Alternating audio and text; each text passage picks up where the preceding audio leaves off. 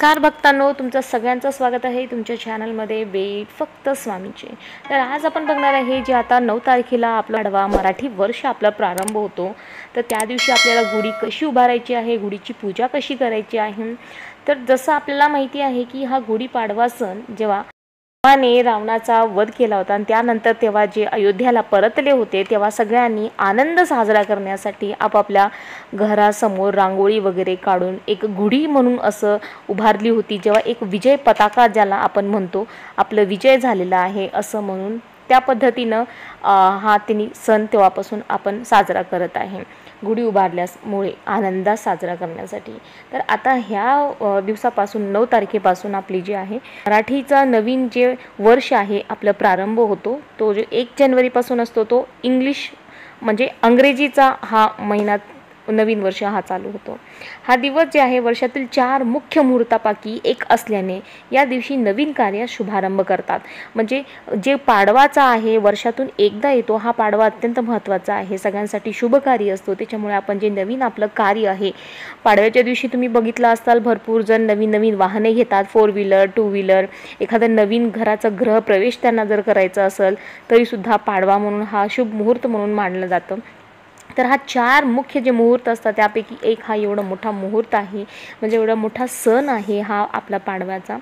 तर या दिवशी जे श्रीराम आहे आणि अयोध्या परतले होते त्याच्यामुळे श्रीराम नवरात्र आणि चैत्र नवरात्र ह्या महिन्यापासून म्हणजे या दिवसापासून 9 तारखेपासून सुरू होतो। म्हणून चैत्र नवरात्रपासून श्रीराम आता जे रामनवमी येणार आहे तोपर्यंत आपल्याला रामरक्षा पठण करायची आहे। म्हणजे या दिवसापासून आपल्याला ही जे महाराजांची सेवा आहे, आपण जर स्वामी समर्थाच्या अंतर्गत तुम्ही असो किंवा नसो, तुम्ही स्वामींची भक्ती करो किंवा न करो, पण तुमच्या घराच्या संरक्षणासाठी तुम्हाला ही रामरक्षा जी आहे ते पठण करायचं आहे। रामरक्षाचं काय आहे म्हणजे त्याचा आपल्याला काय लाभ होतो चॅनलवरती दिलेला आहे। रामरक्षा खूप महत्त्वाची आहे, बाहेरची भूत बाधा नजर दोष तर सगळं सांगायला गेलं तर खूप मोठ्या आहेत, पण कोणत्या सेवा आपल्याला सुरू करायच्या आहेत आणि पूजा कशी करायची आहे ते सगळं मी माहिती देणार आहे। तर चैत्र नवरात्रपासून आपल्याला श्रीराम जे नवमी आहे तोपर्यंत आपल्याला रामरक्षा पठण करायची आहे आणि चैत्र नवरात्रीपासून चैत्र पौर्णिमेपर्यंत आपल्या जे घरातील महिला आहेत जे करते धरते महिला आहेत त्यांनी कुलस्वामिनीची सेवा म्हणून करायची आहे। आता कुलस्वामिनीची सेवा तुम्ही जर स्वामी समर्थ सेवा अंतर्गत असाल तर तुम्हाला कुंकुमार्चन काय आहे ते माहिती असेल, जे आपले कुलस्वामिनीची सेवा म्हणून म्हणली जातं। दुर्गा सप्तशती पुस्तक आहे, देवीचं पाठ आहे तो पुस्तक आहे, तर त्या पुस्तकाचा पाठ आपल्याला करायचं आहे, पारायण करायचं आहे। तर पारायण जर तुम्ही करत असाल तर 14 पारायण किंवा 21 पारायण असं तुम्हाला करायचं आहे दुर्गा सप्तशतीचे। आणि कुंकुमार्चन तुम्ही रोज करा, 1 वेळा केला तरी चालेल, 16 वेळा केलं तर अति उत्तम असं सांगितलं जातं, त्याचा अनुभव तुम्हाला नक्की येणार आहे। तर आपल्याला जे ध्वजारोहण आपण म्हणतो ब्रह्मध्वजारोहण म्हणजे जे गुढी उभारली गेली होती आपल्या घरासमोर जेव्हा श्रीराम आले होते त्याला ब्रह्मध्वजारोहण म्हणलं जातं। म्हणजे जे तांब्याचा आपण जे कळश पालतं घालतो त्याच्यावरती त्याला ब्रह्म म्हणून असं समजलं जातं, त्याच्यावर स्वास्तिक वगैरे काढले जाते। तर आता सुरुवातीपासून आपण बघूया तर सूर्योदयापूर्वी आपल्याला एक चांगली वेळूची जी काठी असते, मार्केटमध्ये भरपूर काठ्या असतात गुढी उभारण्यासाठी, मार्केटमध्ये गेलं तर तुम्हाला भेटून जातील, ती काठी आपल्याला घेऊन यायचं आहे आणि त्याला आपल्याला तेल वगैरे लावून गरम पाण्याने आपल्याला त्याला अंघोळ घालायची आहे। त्याच्यानंतर आपल्याला त्यांची हळद कुंकवाचे त्याच्यावर पट्टे ओढायचे म्हणजे त्याची पूजा करायची आहे आपल्याला। आणि त्याच्या जे टोकावरती आहे आपल्याला केशरी रंगाचे किंवा कोणतंही जे शुभ कलर आहे त्याची आपण साडी आपण प्लेट्स वगैरे घरून त्याच्यावरती तसं घडी करून आपण त्याच्यावरती लावतो, म्हणजे किंवा तुम्ही साईडनी जे दोरा आहे त्याला बांधलं तरी काही हरकत नाही। आणि त्याच्या आजूबाजूला जे आहे कडुनिंबाचा पाला, चाफ्याची जी फुलं आहे त्यांची माळ आणि साखरेचे कंकण म्हणजे जे आपण होळीला साखरेचे हार घालतो आपण ते साखरेचे कंकण किंवा एखादी गाठीची माळ असं आपण सगळं एका दोरीने चांगलं बांधून मग आपल्याला ते सगळं अर्पण करायचं आहे त्या गुढीला।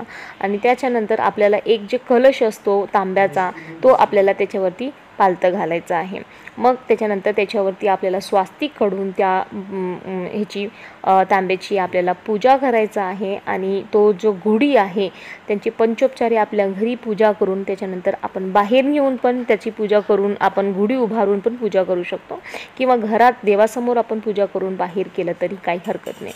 आणि त्याच्यानंतर जे गुढी आहे त्याच्या खाली आपल्याला नैवेद्य ठेवण्यासाठी गुढीला तुम्ही नैवेद्य दाखवावं लागतं, तर नैवेद्य वगैरे दाखवण्यासाठी आपल्याला खाली एक पाट ठेवायचं आहे। त्याच्या अवतीभोवती आपल्याला चांगली सुंदरशी रांगोळी असं काढायचं आहे।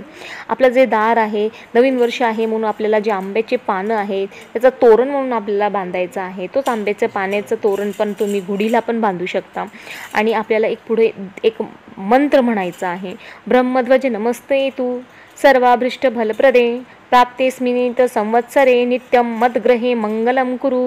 म्हणजे ह्याचा अर्थ असं होतो की तुम्ही हे जे ब्रह्माचे प्रतीक असलेलं जे ध्वज आहे त्याला मी नमस्कार करते। तो जो तांब्याचा जे कळस आहे त्याला ब्रह्म असं नाव समजून आपल्याला त्याला नमस्कार करायचा आहे आणि त्यांना प्रार्थना करायची आहे की सगळ्या प्रकारचे जे फळ आहे, सुख आहे, समृद्धी आहे मला आमच्या परिवाराला लाभो दे, वर्षभरामध्ये आमच्या घरामध्ये मंगल कार्यक्रम होऊ दे, एखादं चांगलं काम होऊ द्या, जे काही भूत बाधा किंवा एखादी नजर दोष वगैरे आहे, विकृती आहे ते आमच्या घरातून लांब जाऊ दे असं तुम्हाला त्या गुढीला प्रार्थना करायची आहे। आणि त्याच्यानंतर आपल्याला ओम ब्रह्मध्वजाय नमः असा हा मंत्र आपल्याला म्हणायचा। पूजा वगैरे करून मग आपल्याला ती गुढी काय आहे बाहेर उभे करायची आहे।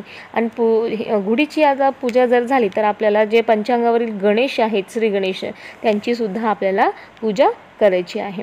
तर आता हे पूजा वगैरे केलं की मग आपण घरी एक पदार्थ बनवतो, म्हणजे ते खूप पदार्थ आहे की सगळ्यांनी ते मिळून खावं लागतं। ते तुम्हाला पण माहिती असेल, माहिती नसेल तर त्याच्यामध्ये काय टाकतो आपण, कडुनिंबाचा जो पाला असतो, कडुनिंबाचा पाला, फुले असतात थोडेफार त्याचे जे कडुलिंबाचे फुले, हिंग, जिरे, मिरे, थोडंसं ओवा, त्याच्यामध्ये गूळ, हे सगळं मिक्स करून आपल्याला तो एकदम त्याचा बारीक चुरा करून घ्यायचा चांगला असा, जेणेकरून जास्त चावायची गरज लागणार नाही कारण तो खायला कडू लागतो आणि मुलं खात नाही। पण आपल्याला हे सगळं मिश्रण मिक्स करून आपल्याला घरातले जे सगळे लोक आहेत त्यांना थोडं थोडं खाऊ घालायचं आहे। कारण कडुलिंब जे आहे ना ते अमृतापासून उत्पन्न झालेलं असल्याने काय असतो की ते जंतुनाशक असतो, आपल्या हेल्थसाठी एकदम चांगलं असतो, हेल्दी फूड म्हणून असं समजलं जातं।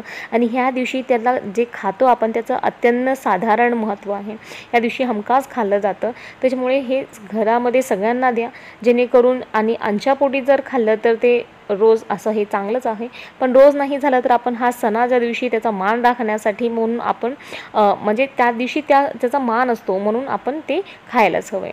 ह्या दिवसापासून मग तुम्ही एखादा कार्यक्रम आहे तुमच्या घरी तर त्या सगळ्या गोष्टी तुम्ही सुरुवात करू शकता। काही तुम्हाला नवीन वस्तू घ्यायची आहे तुम्हाला तर त्या दिवशी तुम्ही ऑलरेडी आधीच बुक करून त्या दिवशी तुम्ही तुमच्या घरी घेऊन येऊ शकता। फक्त जे विवाह आहे किंवा जे मुंज आहे ते नाही करत ह्या दिवशी, पण दुसऱ्या जे काही तुम्हाला खरेदी वगैरे करायची आहे, एखादे नवीन तुम्ही बिझनेस वगैरे स्टार्ट करणार आहे तर तुम्ही करू शकता। हा पाडव्याच्या दिवसात अत्यंत शुभ राहो। तुम्हाला तुमच्या परिवाराला गुढीपाडव्याच्या निमित्त खूप खूप शुभेच्छा। आम्ही महाराजांना हेच प्रार्थना करणार आहे की जे सेवेकरी आहेत महाराजांचे किंवा नाहीही किंवा नवीन जे जुळत आहेत त्यांना महाराजांचा आशीर्वाद लाभो आणि हा नवीन वर्षात त्यांच्या घरात सुख समृद्धी आनंद आणि भरभराटी येवो, आरोग्य लाभो त्यांना, हेच मला महाराजाकडून प्रार्थना आहे। श्री स्वामी समर्थ। व्हिडिओ तुम्हाला आवडला असेल तर लाईक शेअर सबस्क्राईब नक्की करा।